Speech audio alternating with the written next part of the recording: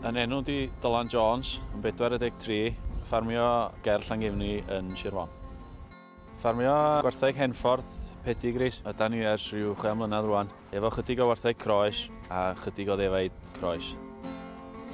Dwi hefyd yn gweithio i Hefyn Thomas Agri Contractors, sydd yn cario dŵr siwreg a gwagio septic tanks a gweithio lot i waith dŵr Cymru mewn ffordd. Dwi'n briod i Nif ers 10 mlynedd.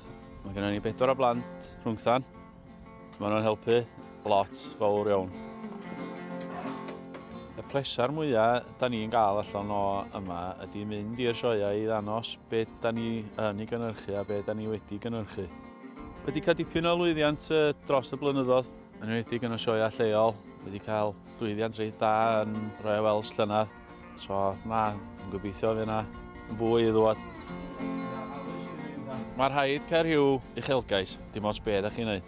Y brif uchelgais sydd gennym ni yma fel teulu ydy mynd i ennill y Supreme Champion Hereford yn Sel yr Hereford. Bwrw ymlaen, blynyddoedd nesaf yma, yn saff ohoni.